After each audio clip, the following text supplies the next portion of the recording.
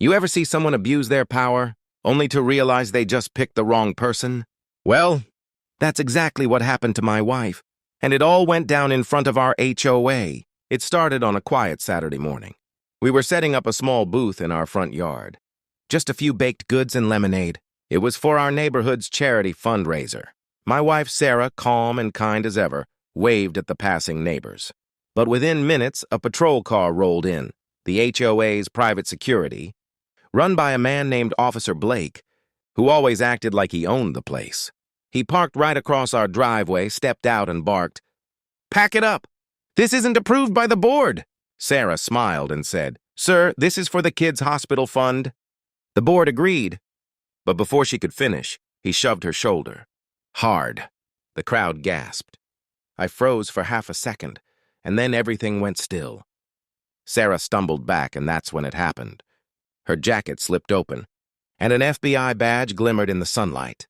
The crowd went dead silent. Even Officer Blake's face drained of color. He stammered, "Well, wait, you're—" Sarah's voice cut through the air, calm but sharp as a blade.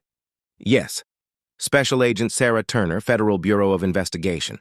And you just assaulted a federal officer?" Blake's hand trembled. The same crowd that once feared him was now staring wide-eyed in disbelief. He tried to mutter something about following HOA rules, but Sarah didn't raise her voice. She didn't have to. She simply pulled out her phone and said, "You just violated both local and federal law. I suggest you sit down before this gets worse." The HOA president, who had been watching from across the street, came running. "Agent Turner, I had no idea." Sarah turned to him and said, "Then maybe you should train the people you hire before giving them badges and permission to touch civilians." Within an hour, the patrol car was gone. By evening, so was Officer Blake's job. And by Monday, the HOA issued a public apology to every resident, promising proper conduct training for all staff. That little charity booth? It raised triple the funds we expected. Neighbors came out in support, saying they were tired of the bullying. And that night, as Sarah locked up the garage, she smiled and said, "Funny, isn't it? They think power means control, but real power is knowing when to stand your ground with calm. Sometimes karma doesn't need years. Sometimes it shows up in the form of a badge you never saw coming.